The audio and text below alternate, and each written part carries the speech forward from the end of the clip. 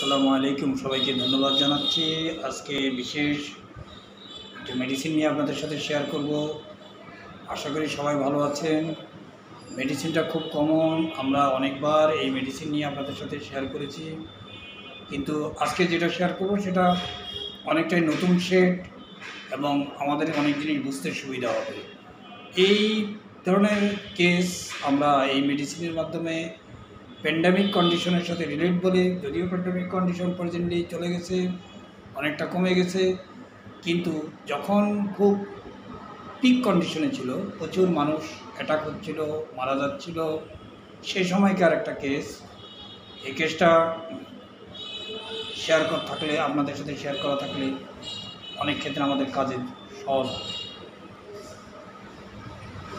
Pandemic condition আসলে কী হয়, যখন প্রচুর মানুষ, আমরা যা দেখেছি গত 1-2 মাস আগেও 3 মাস আগেও দেখেছি, প্রায় 1.5-2 বছর আমরা এই প্যান্ডেমিক কন্ডিশনে ছিলাম। চারিদিকে শুধু খারাপ খবর ছাড়া ভালো খবর শুনতাম না।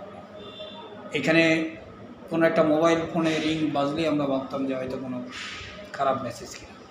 একটা পজিটিভ, একটা হোপফুল, মানে আশার আলো আমরা কোথাও দেখতাম না। শুধু মিডিয়াতে খুললে দেখা যেত ওই দেশে এতজন মারা যাচ্ছে, আমাদের দেশে ওই এরিয়াতে এতজন মারা গেছে, এবং অনেক আপনজন প্রতিবেশী অ্যাটাক হয়েছে, হসপিটালে ভর্তি হয়েছে, চাপার করেছে, অনেকে আর ফিরে আসেনি। অনেকে ফিরে এসেও অনেক সাফার কষ্ট ভোগ করতেছে। এইভাবে একটা কন্ডিশন আমরা ঘরবন্দি, আয় রোজগার আমাদের বন্ধ, কোথাও কোনো আশার আলো নেই। যাদের সেভিংস আছে তারা চলতে পারছে, যাদের সেভিংস নেই তারা ঋণ কর্য করে খুব কষ্টের মধ্যে জীবনটা দিনানিপাত করছে। এরকম একটা কন্ডিশনে, প্যান্ডেমিক কন্ডিশনে যদি কোনো মানুষ তার মধ্যে রিয়াকশন না থাকে, তাহলে বুঝতে হবে যে এটা কেমন।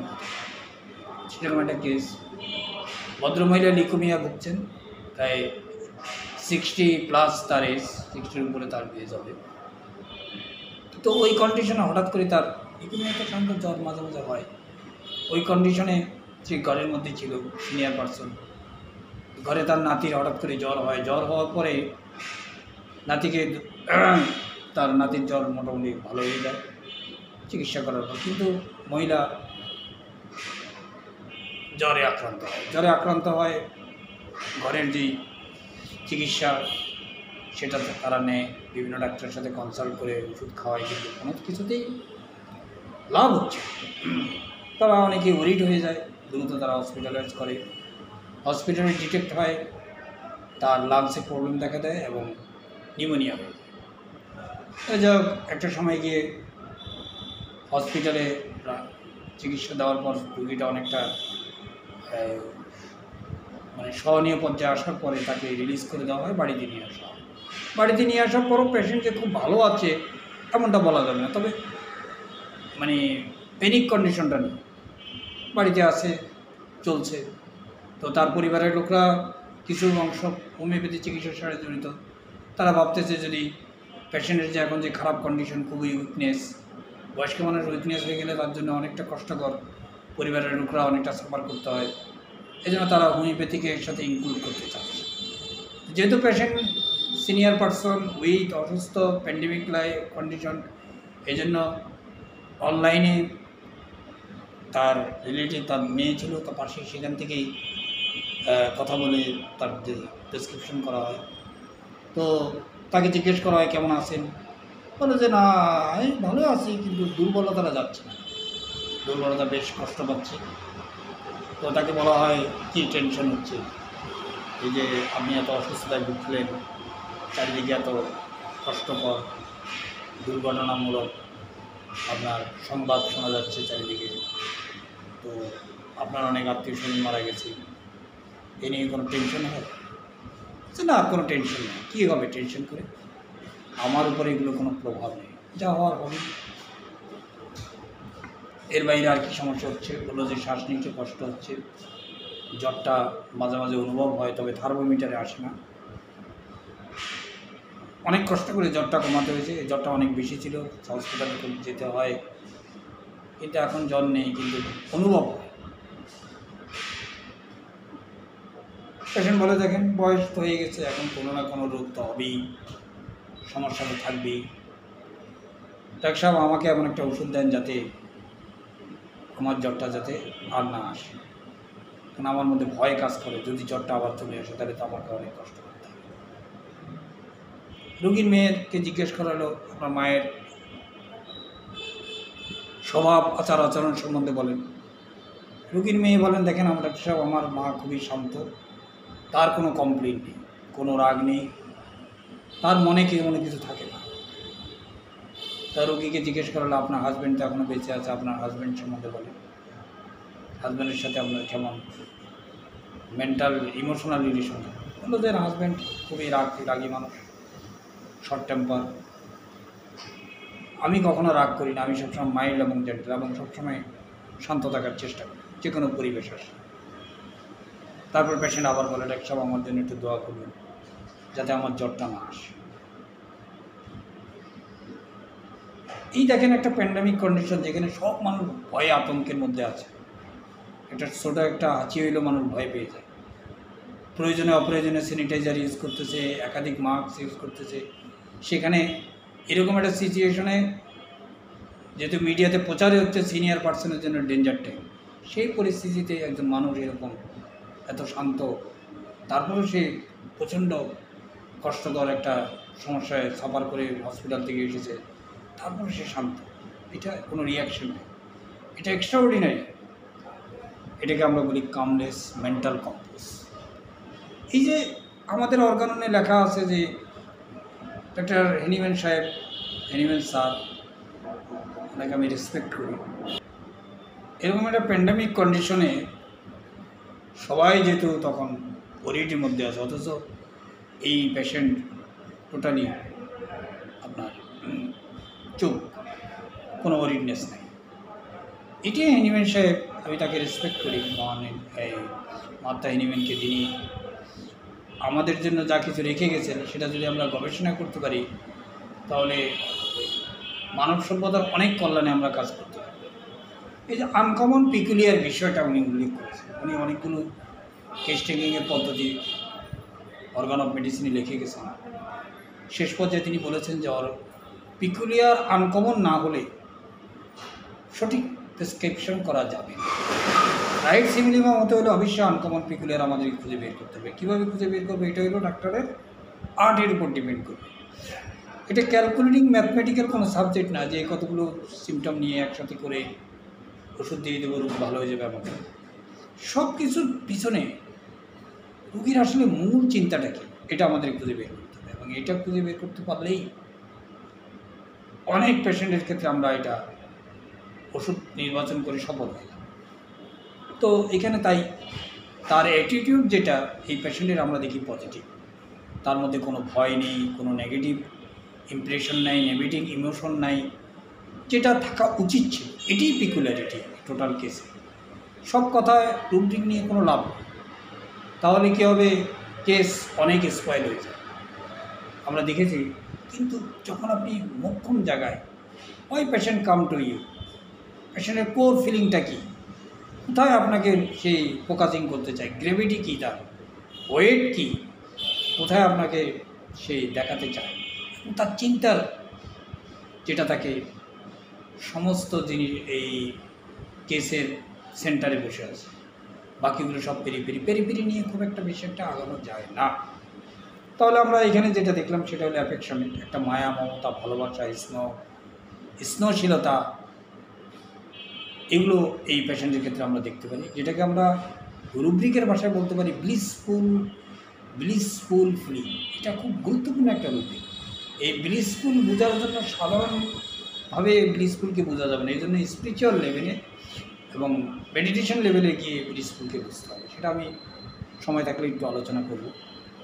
পরের রুব্রিকটা হলো affectionate, blissful feeling, positiveness, hopeful, praying, content, fair establish. এসব কিছু মিলে মেডিসিন ওপিয়ামে আসবে। এখানে অ্যাফেকশনের শব্দের অর্থটা আমরা বলেছি, আবার বলি, লাভিং, টেন্ডারনেস, স্নেহশীলতা, পেয়ার, ভালোবাসা, বন্ডিং। এটা টোনের মধ্যে থাকবে, একটা মাইন্ডনেস থাকবে, সুন্দরভাবে সে কথা। এরপরে আসি আমরা বিশেষ করে বয়স্ক লোকদের ক্ষেত্রে। অনেকে আমরা দেখবেন যে তারা ডাক্তারকে খুব সুন্দর করে কথা বলবো এবং ডাক্তারের সাথে একটা সুন্দর একটা আপনার অ্যাড্রেসিং করে, সেটা হলো যে হয়তো বেটা বলবে, নাহলে ছেলে তুমি আমার ছেলে, আমার ছেলে বলবে, অথবা বলবে যে তুমি তোমাকে বাবা আমার এই জিনিসটা একটু দেখে দাও। এইভাবেই কথাগুলো বলবে, শুনতে খুব ভালো লাগবে, মাইল্ড টোনে বলবে, খুব আদর যত্ন সহকারে কথাগুলো বলবে। অনেকে বলতে পারেন আমার সাথে কন্ট্রাডিক্ট হতে পারে পালচিটিলা। আসলে পালচিটিলা বোঝা খুব কঠিন কাজ। পালচিটিলা সবসময় মেরুকরণ করে চলে। পালচিটিলা যা কিছু করে সবটাই হলো তার বানানো এবং দেখানো, এর অরিজিনাল পিকচার না। আর ওপিয়ামের যা কিছু বলে, যা কিছু করে, সেটা ভিতরের বিষয়, একদম ভিতরটা তার সাদা পরিষ্কার। এটা আপনাকে তার আচরণে, কথায়, ব্যবহারে, অ্যাটিটিউডে বুঝিয়ে। তাহলে আমরা কি দেখলাম? ব্লিসফুল, যে শব্দটা আমরা এর আগেও বলেছি, এটা পারফেক্ট হ্যাপিনেস, গ্রেট জয়। এটা আপনার কাছে মনে হতে পারে যে খুব একটু ভালো গুণ নয়, এটা ভালো গুণ নয়। আমাদের রেপার্টরিতে যতগুলো রুব্রিক আছে, যেই রুব্রিকগুলো দেখলে, যে ওয়ার্ডগুলো দেখলে আমাদের মনে হবে যে এই গুণগুলো যদি, এই ওয়ার্ডগুলোর যে গুণ, অর্থ, এই অর্থ যদি কোনো ব্যক্তির মধ্যে থাকে, এই অ্যাডজেক্টিভগুলো যদি কোনো ব্যক্তির মধ্যে থাকে, তাহলে সে ব্যক্তি নিঃসন্দেহে সকলের কাছে গ্রহণযোগ্য একজন ব্যক্তি এবং খুব মূল্যবান ব্যক্তি। আসলে কিন্তু ঠিক না। রিজনেবল যায়, আপনার যত ভালো গুণ থাকবে সবটাই রিজনেবলই হতে হবে, যত খারাপ গুণ থাকবে সবটাই রিজনে। মানুষের মধ্যে মহান রব্বুল আলামিন সব ধরনের গুণের অধিকারী করে মানুষকে পৃথিবীতে পাঠিয়েছে।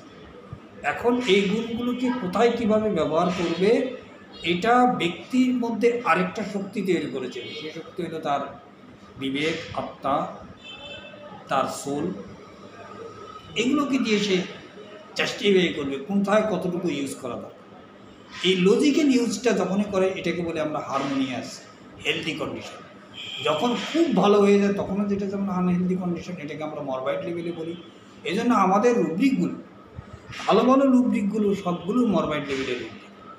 এগুলোকে কখনোই পজিটিভ হিসাবে নেওয়া যাবে না। যতই কষ্ট, তার কিন্তু প্রকাশ নেই, কিন্তু শুধুমাত্র তার ফিভার কমছে না, এটার উপরে শুধু সে ডাক্তারকে বলে একটু খেয়াল রাখে, অন্য কিছু নিয়ে তার কোনো মাথা ব্যথা নেই।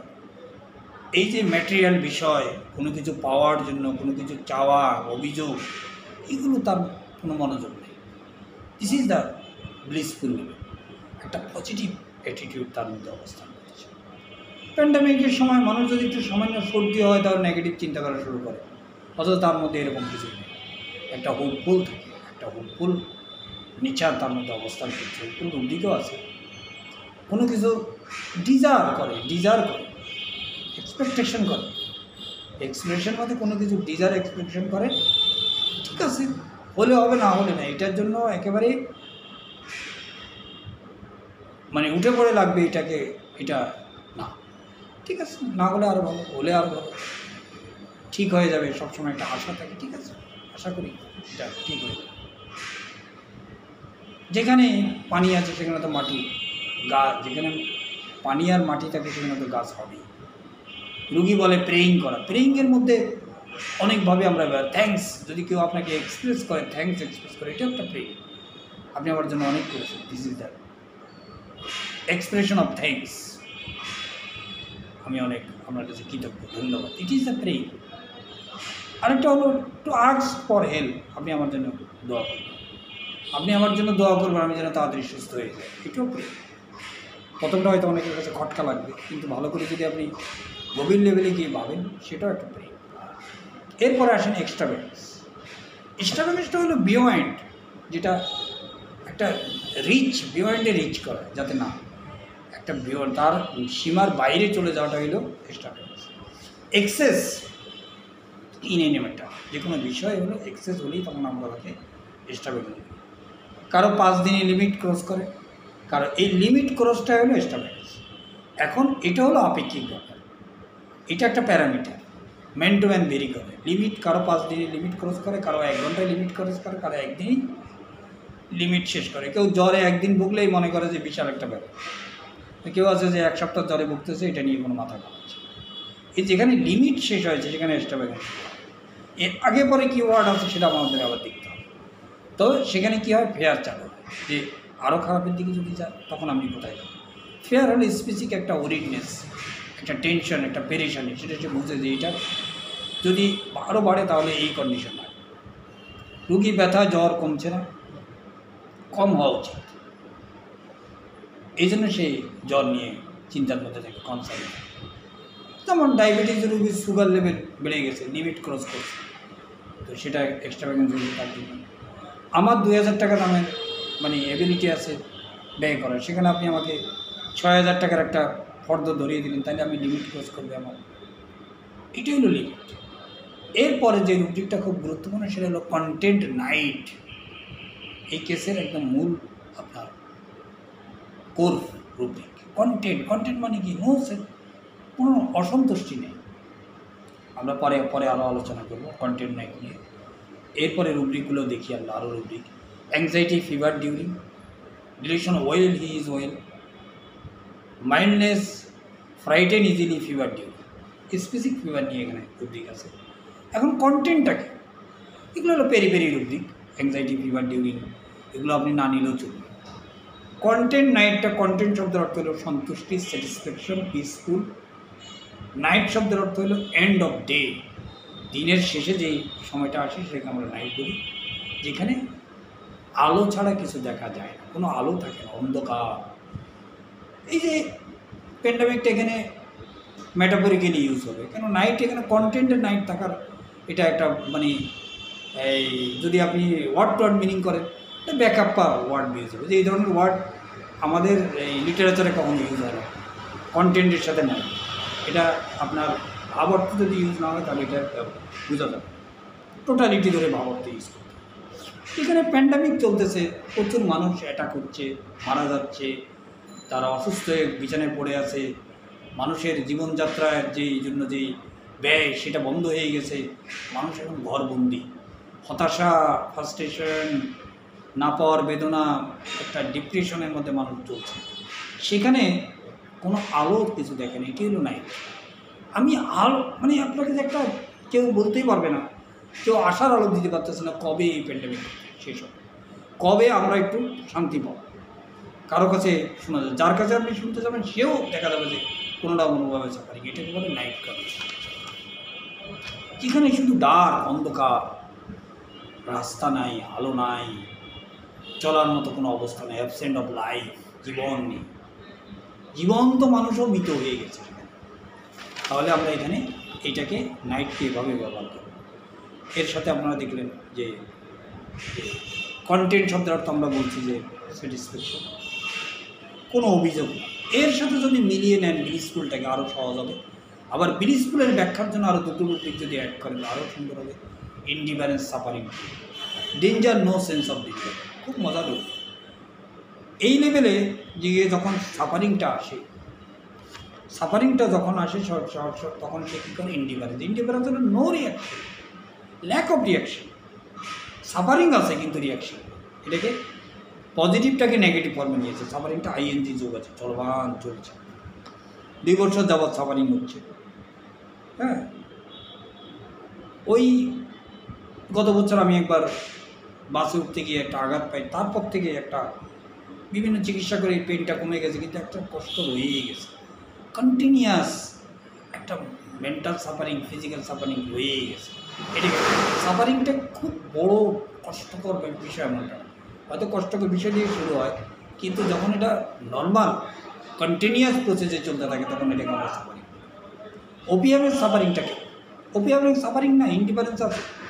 সাফারিংটা হলো আঘাত পাওয়ার পর, যেহেতু নেগেটিভ ফর্মে চলে গেছে, ইনডিফারেন্স থাকার কারণে হয়ে গেছে। 2 দিন পর, 2 দিন আগে আঘাত পেয়েছে, বাচ্চা বলেই নেই, 2 দিন পরে দেখেছে মা দেখেছে এখানে ফুলে লাল হয়ে, তারপরে কী করে সেখানে নিয়ে ব্যান্ডেজ করে নিয়ে আসে, যেহেতু তার কাজ চলছে এই জানিয়ে তার কোনো মাথা ব্যথা নেই। এইটাকে আমরা কী বলি, ইনডিফারেন্ট। যত ব্যথা হোক, কষ্ট হোক না কেন, প্যানিক মুডে যায় না, this is the indifference suffering. Danger নাই, সেন্সের মধ্যে কোনো ডেঞ্জার নাই, যে সেন্স থাকা যাবে। ডেঞ্জার বিষয়টা খুব ডেঞ্জার, পড়ে গিয়ে আঘাত পেয়েছে, সেগুলো ডেঞ্জার একটা মানুষের জন্য। তাড়াতাড়ি নর্মাল পার্সোনালি কী করবে, দ্রুত হসপিটালে একটা এক্স-রে করবে, একটা প্লেন লাইট করবে, তারপর দেখবে যে কোনো ভেঙেছে কিনা, তারপর সে যদি প্লাস্টার করার মতো অবস্থায় প্লাস্টার করবে না, টাকশন ইউজ করবে, যা কিছু করা দরকার মেজারমেন্ট নিবে। কিন্তু যদি এটা নিয়ে তার কোনো মাথা ব্যথাই না থাকে তাহলে বুঝতে হবে যে সে এত বড় ডেঞ্জারের পরও তার মধ্যে কোনো সেন্স নেই। এক্সট্রা ব্যাগেজ আমরা আগেও বলেছি যে নির্দিষ্ট সীমা অতিক্রম করার পর, নির্দিষ্ট সীমা যতক্ষণ অতিক্রম করার পর তখন এক্সট্রা ব্যাগেজ আছে। এক্সট্রা ব্যাগেজ লেভেলে যখন কোনো কিছু আসে তখন তিনটা রুব্রিক, তারপর সব fair extra baggage of noise, inclination to make noise, irritability, pain during, তখন সে পেইন ফিল করা শুরু করে। একটা নির্দিষ্ট সময় পরে বিরক্ত শুরু, কষ্ট শুরু হয়, প্রকাশ শুরু, নয়েজ করা শুরু করে, নয়েজ শব্দ, যে শব্দ অন্যের কানে গিয়ে লাগে, অন্য বিরক্ত হয়, নয়েজ শব্দ, কথা, ওয়ার্ড, কিন্তু অন্যরা যখন এটা শুনবে তখন তার কাছে ভালো লাগবে না। অনেকে বলতে পারেন যে তাহলে কি ফ্রিগুলাসের সাথে পার্থক্যটা কী? ফ্রিগুলাসের মধ্যে ফ্রিগুলাস রুব্রিকটা ব্যবহার করা খুব ডেঞ্জার, অনেকে খুব অ্যাভেলেবেল ইউজ করে, কিন্তু আসলে ঠিক না। ফ্রিগুলাস বোঝার জন্য অনেক সময় প্রয়োজন। ফ্রিগুলাসকে অ্যাটিটিউড দেখে বুঝতে হবে, টোনে বুঝতে হবে, সেটা ল্যাক অফ সিরিয়াসনেস থাকবে। এই ল্যাক অফ সিরিয়াস আপনি কীভাবে বুঝবেন এটা আপনার উপর ডিপেন্ড থাকবে। কোনো জিনিসের ওয়েট, লিটেল ওয়েট, এটার ওয়েট যে অনেক 5 কেজির ওয়েট সে 1 কেজি মানে ওয়েট, এটাকে সে গুরুত্ব দেয় না, এটার ওয়েট সে বুঝে না এবং এটার ইম্পর্টেন্স দেয় না, এটাকে আমরা বলি ফ্রিগুলাস। ঠিক আছে, কোনো চিন্তা নেই, ঠিক হয়ে যাবে, ফ্রিগুলাস চলাবো না, ঠিক আছে, ঠিক আছে, এটা কোনো ব্যাপার না, ও বুঝে, কিন্তু এটার গুরুত্ব দেয় না, এর ওয়েট দেয় না, ওটা লিটেল ওয়েট, 5 কেজি ওয়েট বুঝে যে এটা 5 কেজি, দেখতেছে পাল্লায় 5 কেজি, কিন্তু সে মানে এটা সামান্য। ঠিক আছে, এই যে ঠিক হয়ে যাওয়া বলা যে অ্যাটিটিউড, এটাকে আমরা বলি নন সিরিয়াস অ্যাটিটিউড, এটি হলো ফ্রিগুলাস। আর ব্রিজ, কন্টেন্ট, ক্লাম, কম্পোজ, এগুলো হলো আলাদা লেভেলের বিষয়। কোনো ইরিটেবল, কোনো অ্যাঙ্গার, কোনো কিছু থাকে না তার মধ্যে। ঘরের লোক বলে জ্বর হচ্ছে, ঘরের লোক বলে যে তোমার তো জ্বর হচ্ছে, তোমার মাথা গরম, চলো ডাক্তারের কাছে বা প্যারাসিটামল হচ্ছে, কিন্তু তার কোনো খেয়াল নেই। ওপিয়ামে ব্লিচের জন্য কোনো কমপ্লেইন করে, সে ব্লিচ লেভেলে থাকে বলে কোনো কমপ্লেইন নাই। আসলে হোমিওপ্যাথি বোঝার জন্য, হোমিওপ্যাথিক সাবজেক্ট থেকে সঠিক মানে আপনার নলেজ অ্যাকোয়ার করার জন্য, মানবতার কল্যাণে যাওয়ার জন্য ব্লিচ হওয়া দরকার একদম ডাক্তার। সেটা ব্লিচটা যেন মরবাইড লেভেলে না থাকে। কয়েকটা মেডিসিনের সাথে আমরা ডিটি করতে পারি। সালফারের মধ্যে আমরা একটু দেখি একটা ইগো থাকে, আমি এটা করেছি, মেয়ে, সেল, আই, এই শব্দটা কোনো না কোনোভাবে তার কথার মধ্যে প্রকাশ হবে। এবং ইন্ডিপেন্ডেন্ট, আমি কারোর উপর ডিপেন্ড করি না, আমি পারি সব কিছু করতে, তার ওয়েলথ সে দেখে, তার এত ওয়েলথ, এবং শেষ হয়ে যাওয়ার পরও তার ওয়েলথ শেষ হয়, জীবন শেষ হয়ে যায়, তার সব অর্থ সম্পদ শেষ হয়ে যায়, তবু তার ওয়েলথ শেষ হয়ে যায়।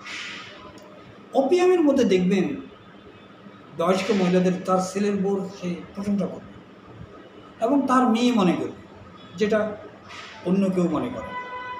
কার্সিনোসিন কী করবে, হারমোনিয়াস লেভেলের জন্য সে সবাইকে প্লেনে একটা হারমোনিয়াস, সে চিন্তা করে পরিবারের অশান্তি করে লাভটি কী, সবাইকে সে সন্তুষ্ট করতে চায়, সবাইকে সন্তুষ্ট করতে চায়, সে অসুস্থ হয় এবং অ্যাপ্রিসিয়েশন চায়। স্টেমোনিয়ামের মধ্যে সবসময় ভয় কাজ করে, চোখে মুখে ভয়, এই জন্য সে ক্লিং করে। যখন সে দেখে যে পরিস্থিতি খুব খারাপ, তখন সে লাইট চায় অথবা লাইট শানের মধ্যে চায়। প্লাটিনার মধ্যে কখনোই তার বউকে মেয়ের মতো মনে করবে, একটা সুপারিটি কমপ্লেক্স হবে, সে ডাক্তারকেও ছোটো করে দেবে। এবং ভেনিনার মধ্যে থাকে কেয়ারিং এবং ওরিডনেস, দুটো প্যারালাল চলে। রিলিজিয়াস আর প্রেইংয়ের মধ্যে পার্থক্য অনেকে প্রশ্ন করেছে। এক কথায় বলতে চাই, রিলিজিয়াসের মধ্যে দোয়া, মানে বিভিন্ন ধরনের দোয়া পড়ার অভ্যাস থাকবে, এটাকে বলে রিলিজিয়াস। আর প্রেইংয়ের মধ্যে একটা ভিতরের প্রার্থনা থাকবে, আমার জন্য দোয়া করেন ডাক্তার সাহেব, আমি অনেক আপনার কাছে কৃতজ্ঞ, আপনি আমার জন্য অনেক কিছু করেছেন। This is the praying. বলি না যে মনের দোয়া আর মুখের দোয়া দুটো মানুষের মধ্যেই তৈরি হয়। একটা অপ্রাসঙ্গিক প্রসঙ্গ, সেটা আমি বলি, একজন হোমিওপ্যাথি ডাক্তারকে ব্লিসফুল হওয়া দরকার কেন? তার মধ্যে ইগো, হটি থাকলে সে চিকিৎসা ক্ষেত্রে বেশি দূর যেতে পারে না।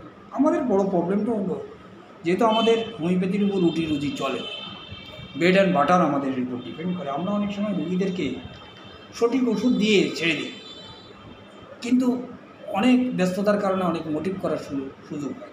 এরকম কেস আমি প্র্যাকটিক্যাল কেস বলছি আপনাদেরকে। আপনাকে একটা কেস দেখলেন, দেখার পর রাইট সিমিলিমাম দিলেন, পেশেন্টটা ওষুধ খাওয়ার পর বেশ ভালো আছে, কিন্তু পেশেন্টের একটা টেকনিক্যাল প্রবলেম, সে ডিসচার্জ চলে যাচ্ছে, ডায়রিয়া শুরু হয়ে গেল, পেশেন্ট ঘাবড়িয়ে গেল। আপনি বললেন ওয়েট করেন, ঠিক আছে, কোনো সমস্যা নেই, আর যদি বেশি সমস্যা হয় তাহলে একটু স্যালাইন ফ্যালাইন বা এই জাতীয় জিনিস খেয়ে নেন, বা আরও বেশি সমস্যা হলে এলোপ্যাথিক ডাক্তার দেখিয়ে নেন। কিন্তু এই হোমিওপ্যাথি এই পেশেন্ট কী করলো, সে চিন্তা করলো না এই ডাক্তার তো দেখিয়েছে, হোমিওপ্যাথি আরও ভালো ডাক্তারের কাছে যাবে, সে আরেকজন ভালো ডাক্তারের কাছে চলে গেল। আপনার সে নামি দামি ডাক্তার, দেখতে মোটাসোটা, স্বাস্থ্যবান, জ্ঞানী মানুষ, অনেক ডেজিনেশন আছে, ডিগ্রি আছে, সবাই চিনেন। তেনার কাছে গেলেন, যাওয়ার পর উনি আপনার প্রেসক্রিপশন দেখে আপনাকে একটা ফোন দিলেন, হ্যালো, আপনি তো একটু ঘাবড়ে গেলেন, হ্যালো ওইভাবে কী করছে, বলেন যে বলেন, বলেন যে কী ওষুধ দিয়েছেন আপনি এই রুগীকে, আপনি বলেন যে এই ওষুধ দিয়েছেন।